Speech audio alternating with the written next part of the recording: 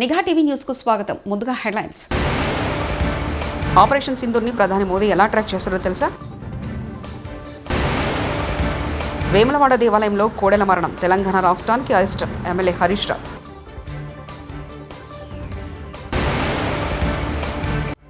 Guntur collectorate వద్ద పోలీసులతో అంబటి వాగ్వాదం, మాజీ మంత్రి బొత్సకు అస్వస్థత. పహల్గాం ఉగ్రదాడి నేపథ్యంలో భారత్ ఆపరేషన్ సింధూర్ పేరుతో పాకిస్తాన్ ఉగ్రవాద స్థావరాలపై దాడి సమయంలో ప్రధాని మోదీ ప్రతి అంశాన్ని నిరంతరం క్షుణ్ణంగా పర్యవేక్షించారని కేంద్ర మంత్రి జితేంద్ర సింగ్ వెల్లడించారు.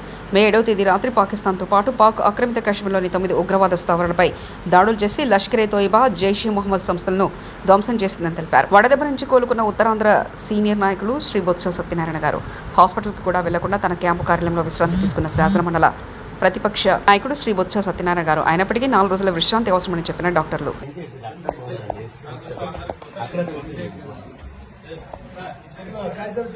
విజయనగరం జిల్లా చీవురుపల్లిలో వైకాపా నిర్వహించిన వెన్నుపోటు దినంలో పాల్గొన్న మాజీ మంత్రి బొత్స సత్యనారాయణ అస్వస్థకు గురయ్యారు. తొలుత ఆంజనేయపురం నుంచి స్థానిక 3 రోడ్ల కూడలి వరకు నిర్వహించిన ర్యాలీలో ఆయన పాల్గొన్నారు. ఎండవేడి ఎక్కువగా ఉండడంతో వడదెబ్బకు గురై మైక్లో మాట్లాడుతుండగానే కుప్పకూలిపోయారు. అక్కడున్న పార్టీ నాయకులు ఆయనను తన కారులో విజయనగరానికి తీసుకెళ్లారు.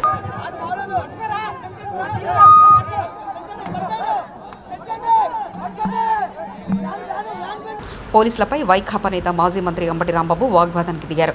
వైకాపా వెన్నుపోటు దినం పేరుతో నిర్వహించిన నిరసన కార్యక్రమం పాల్గొనేందుకు గుంటూరు కలెక్టరేట్ వద్దకు అంబటి రాంబాబు వచ్చారు. లోపల వెళ్లేందుకు ప్రయత్నించగా పోలీసులు వారిని అడ్డుకున్నారు.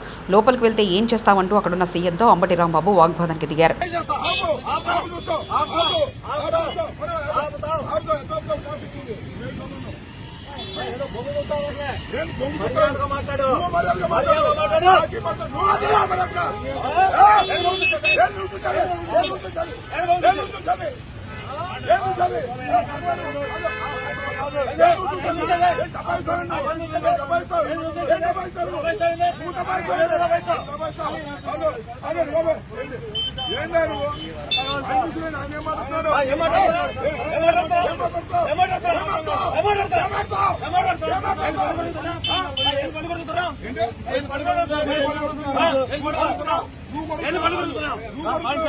వేములవాడ దేవాలయంలో కోడెల మరణం, తెలంగాణ రాష్ట్రానికి అరెస్ట్. గత వారం రోజులుగా భక్తులు సమర్పించిన కోడెలు మరణించడం భక్తుల మనోభావాలను దెబ్బతీస్తున్నాయి. వారం రోజులుగా రోజు కోడెలు చనిపోతుంటే ప్రభుత్వానికి చీమ కుట్టినట్లయినా లేకపోతే కనీస స్పందన కూడా లేదు. రాష్ట్ర ప్రభుత్వానికి కనీసం కోడెలకు గడ్డి పెట్టే పరిస్థితి కూడా లేదా? ఎందుకింత నిర్లక్ష్యం? కలెక్టర్, అధికారులు, దేవాదాయ శాఖ, పశుసంవర్ధక శాఖ ఏం చేస్తున్నట్లు? దక్షిణ కాశీగా ప్రసిద్ధి చెందిన వేములవాడ దేవస్థాన పరిస్థితి ఇలా ఉంటే ఇలా కోడెలను కాపాడలేని దుస్థితిలో రాష్ట్ర ప్రభుత్వం ఉంది. కాంగ్రెస్ ప్రభుత్వానికి చేత కాకపోతే బీఆర్ఎస్ పార్టీకి కోడెల సంరక్షణ బాధ్యత అప్పగించండి. మీకు ప్రజలంటే లెక్కలేదు, దేవుళ్ళంటే లెక్కలేదు. మాజీ మంత్రి ఎమ్మెల్యే హరీష్ రావు. ఒక వారం రోజుల్లో 26 కోడెలు మరణించాయి. మరికొన్ని కోడెలు అనారోగ్యం పాలై చావు బతుకుల్లో కొట్టుమిట్టాడుతూ ఉన్నాయి. అయినా ప్రభుత్వం వాటిని రక్షించే ప్రయత్నం కూడా ఈరోజు చేయడం లేదు. రేవంత్ రెడ్డి గారు ఇప్పటికే దేవుడి మీద ఒట్టు పెట్టి 15 ఆగస్టు కల్లా రుణమాఫీ చేస్తానని చెప్పి మాట తప్పడం వల్ల ఇవాళ తెలంగాణకు శాపంగా మారింది. దేవుడి మీద ఒట్టు పెట్టి మాట తప్పితే అది శాపంగా మారింది. ఇంకొక వైపు వేములవాడ దేవస్థానంలో కోడెలు మరణించడం ఈ రాష్ట్రానికి అరిష్టంగా మారుతా ఉంది. నేను అడుగుతా ఉన్న రేవంత్ రెడ్డి గారిని, కోడెలకింత పచ్చిగడ్డేసేంత డబ్బు లేదా ఈ రాష్ట్రంలో? ఇంత కుడిది పెట్టి ఇంత గడ్డేసే సామర్థ్యం లేకుండా పోయిందా? ఎందుకు వేములవాడ దేవాలయం మీద మీరు శీతకన్ను ప్రదర్శిస్తా ఉన్నారు? ఎందుకు ఈ నిర్లక్ష్య వైఖరిని ప్రదర్శిస్తా ఉన్నారు? పతాక శీర్షికన పత్రికల్లో వార్తలు వస్తున్నా, మీడియాలో వస్తున్నా, ఎందుకు ఈ ప్రభుత్వం స్పందించడం లేదు? మీ ఇంటెలిజెన్స్ వ్యవస్థ ఏం చేస్తుంది? మీ అధికారులు ఏం చేస్తా ఉన్నారు? మీ కలెక్టర్ ఏం చేస్తా ఉన్నాడు? మీ యొక్క పశుసంవర్ధక శాఖ ఏం చేస్తా ఉంది? దేవాదాయ శాఖ ఏం చేస్తా ఉంది? అందరు నిద్రపోతున్నారా అని నేను అడుగుతా ఉన్నాను. ఇవాళ వేములవాడ రాజన్న అంటే దక్షిణ కాశీగా పేరుగాంచినటువంటి పుణ్యక్షేత్రం వేములవాడ రాజరాజేశ్వర స్వామి దేవస్థానం. భక్తులు ఎంతో భక్తితో ఆ కోడెలను స్వామివారికి సమర్పిస్తూ ఉంటారు. ఇలా భక్తులు సమర్పించిన కోడెలను కాపాడలేని దుస్థితిలో ఈ రాష్ట్ర ప్రభుత్వం ఉంది. అన్నింట్లా నిర్లక్ష్యమే. చివరికి దేవాలయాల మీద కూడా మీరు నిర్లక్ష్యం వహిస్తా ఉన్నారు. ఇంత గడ్డేసి గుడిది పెట్టే తెలివి లేదా? ఇంకా కోడల్ని కాపాడే సోయి లేదా మీకు? కన్నప్ప హార్డ్ డ్రైవ్ మనోజ్ మనుషుల దగ్గర ఉందని తెలిసి తిరిగి మన మధ్యవర్తులతో చర్చలు జరిపాం కానీ ఇవ్వమన్నారు. అందుకే పోలీస్ కేసు వేశామంటూ హీరో విష్ణు అన్నారు. వీళ్ళిద్దరూ మనోజ్ గారితో ఉంటారంట. ఆయన దగ్గర పనిచేస్తారో లేకపోతే ఆయన దగ్గర ఉంటారో తెలియదు కానీ వీళ్ళిద్దరూ అక్కడే ఉంటారు. సో హార్డ్ డ్రైవ్ అక్కడ ఉందని తెలిసింది. అప్పుడు పోలీస్ కంప్లైంట్ ఇచ్చాం. రిటర్న్ ఇమ్మని మధ్యవర్తితో చెప్పి పంపించాం. ఏమన్నారు? సో పోలీస్ కంప్లైంట్ ఇచ్చాం. పోలీసులకు తెలుసు అంతా. So everything else is with the policing. వాళ్ళు ఇన్వెస్టిగేట్ చేసి కరెక్ట్ ఏదో తప్పేదో వాళ్ళే డిసైడ్ చేస్తారు. సో ఇంకా హార్డ్ డిస్క్ అయితే మీ చేతికి రాలేదు సార్? రాలేదు. వాళ్ళు బయట పెట్టకపోతే we are happy. Okay, passport protected, but any passport protection కూడా 99% సేఫ్, 100% సేఫ్ ఉంటుంది. Ponnam Prabhakar shocking comments. మీస్వరల్ వాళ్ళు ఇంకోసారి హైదరాబాద్ రమ్మన్నారు. మీస్వరల్ అందాల భామలపై మంత్రి పొన్నం సంచలన వ్యాఖ్యలు. మీరు మరోసారి అందాల పోటీలు నిర్వహించే ఆలోచన ఉన్నదా అని మీడియా ప్రశ్నించగా అంత లేదు, వాళ్ళు రమ్మన్నారు, అడిగినారంటూ సమాధానం ఇచ్చిన మంత్రి పొన్నం ప్రభాకర్.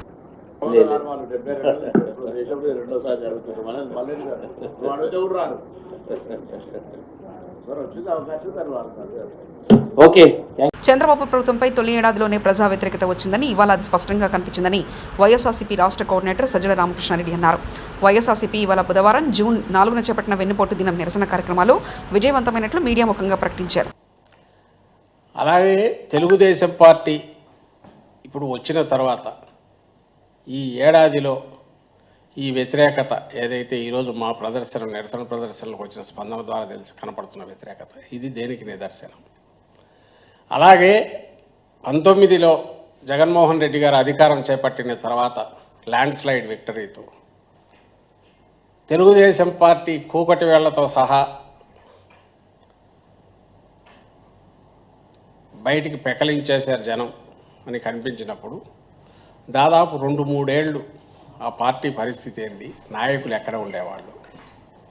అలాగే 24లో కోలుకోలేని దెబ్బలాగా కనిపించిన మాకు సెట్ బ్యాక్ ఏదైతే ఎన్నికల్లో వచ్చిందో, ఆ వారం తిరక్కముందే అప్పటి నుంచి ప్రజల్లో మమేకమై ఒక ప్రతిపక్షంగా, బాధ్యతాయుతమైన ప్రతిపక్షంగా వైఎస్ఆర్సీపీ ఎలా వ్యవహరించింది, ఇది దేనికి నిదర్శనం.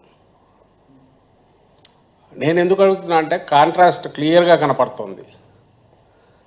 అధికారంలో ఉండడము, ప్రతిపక్షంలో కూర్చోవడము రాజకీయ పార్టీలకు సర్వసాధారణం. ఎల్లకాలం ఎవరూ ఉండలేరు, ఉండాలని కోరుకోవడం కూడా కరెక్ట్ కూడా కాదు. ఈ రెండు కలిస్తేనే ప్రజాస్వామ్యంలో ఒక సంపూర్ణత వస్తుంది, దానికి సర్కిల్ పూర్తి అవుతుంది. ఎర్రగడ్డ మానసిక ఆసుపత్రిలో 70 మందికి పైగా రోగులకు అస్వస్థ, ఫుడ్ పాయిజన్ ఎలా జరిగిందన్న కోణంలో దర్యాప్తు చేస్తున్న అధికారులు. ఆసుపత్రిని సందర్శించిన Hyderabad collector Anudeep Shetty food poison కారణంగా ప్రాణాలు కోల్పోయిన కరణ్ అనే మానసిక రోగి ఇద్దరు పరిస్థితి విషమంగా ఉండడంతో ఉస్మానియా ఆసుపత్రికి తరలించి వారికి చికిత్స అందిస్తున్న అధికారులు.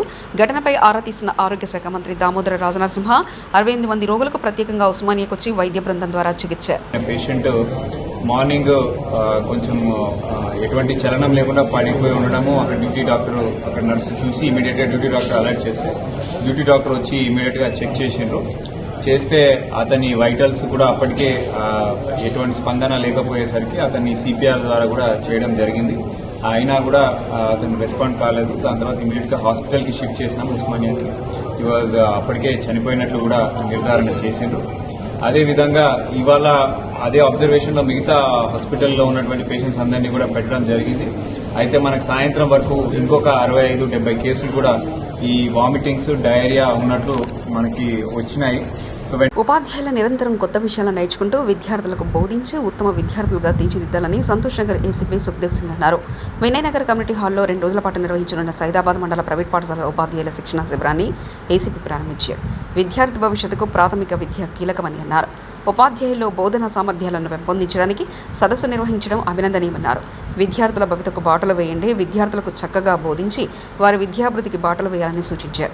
అసోసియేషన్ నేత వీరేంద్రబాబు మాట్లాడుతూ ఈ శిక్షణలో ప్రతి ఉపాధ్యాయుడు చర్చల్లో పాల్గొని తమకున్న సందేహాలను నివృత్తి చేసుకుంటూ ఉన్నారని తెలిపారు. ఈ కార్యక్రమంలో మండల పరిధిలోని 40 ప్రైవేట్ పాఠశాలల ఉపాధ్యాయులు పాల్గొన్నారు.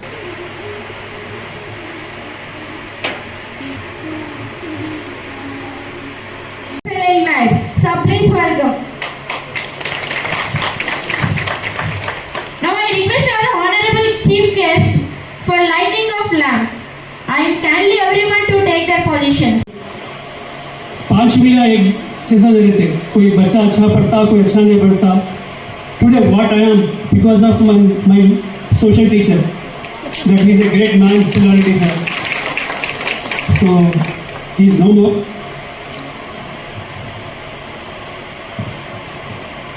So I'll tell you something regarding police point of view. आजकल इम्पैक्ट क्या हो गया बोले तो बच्चों को सोशल मीडिया का इम्पैक्ट काफ़ी हो गया. उन्हें घर जाते ही बैग फेंक दे रहा, बस सोशल मीडिया टक रील्स. सो रील्स का इम्पैक्ट ऐसा हो गया, सोशल मीडिया अपन भी ऑनलाइन पढ़ाते थे. And at school, the maximum hours the child which is available to us is at our place. So teachers, we all know that we are all seniors, we are all working. ఈరోజు మన Saidabad Mandal private schools association ఏతుందో SMRPS అని ఏతుందో వరంగల్ ప్రజాపాలన పశ్చిమ నియోజకవర్గ అభివృద్ధిలో భాగంగా ఈరోజు 50వ division Hunter Road Vishnupriya Gardens Vidyut నగర్లో 15 లక్షలతో కాలనీలో అంతర్గత రోడ్డు మారుతూ సీసీ డ్రైనేజ్ నిర్మాణ పనులు శంకుస్థాపన. నీలిమా జంక్షన్ నుంచి తెలంగాణ జంక్షన్ వరకు 43 లక్షలతో నిర్మాణం కొరకు శంకుస్థాపన చేసిన ఎమ్మెల్యే నాయన్ రాజేందర్ రెడ్డి. అంతకుముందు స్థానికంగా ఉన్న శ్రీ వెంకటేశ్వర ఆలయంలో స్వామివారిని దర్శించుకొని ప్రత్యేక పూజలు.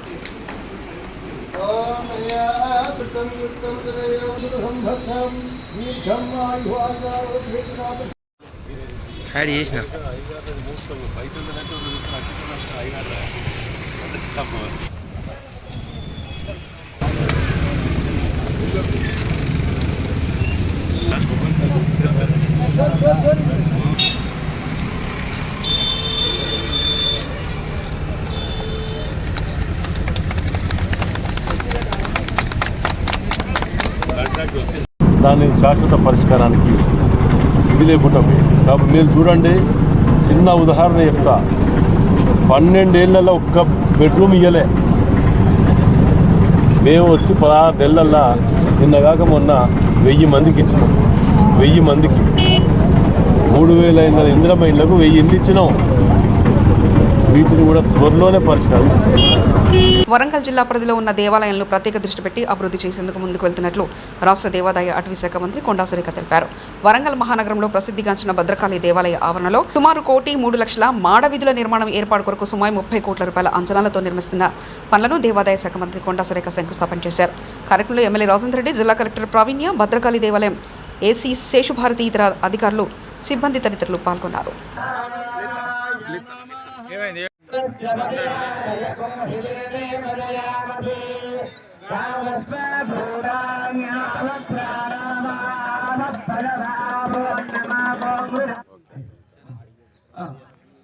ఇప్పుడు మన దేవాదాయ ధర్మాదాయ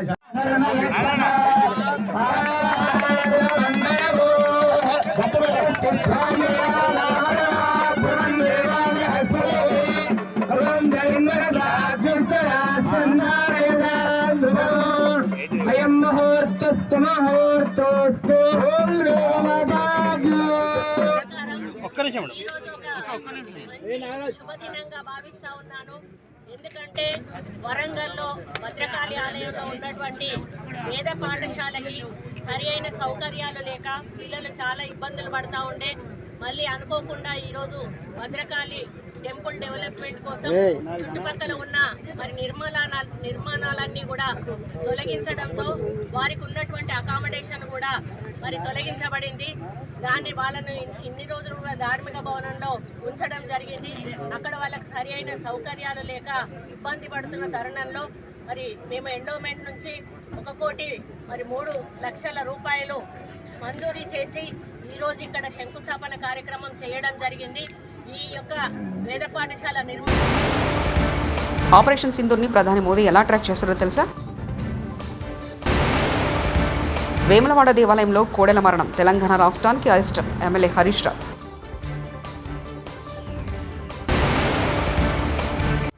గుంటూరు కలెక్టరేట్ వద్ద పోలీసులతో అంబటి వాగ్వాదం. మాజీ మంత్రి బొత్సకు అస్వస్థత. ఇవి బులెటిన్ విశేషాలు. చూస్తూనే ఉండండి నిఘా టీవీ న్యూస్.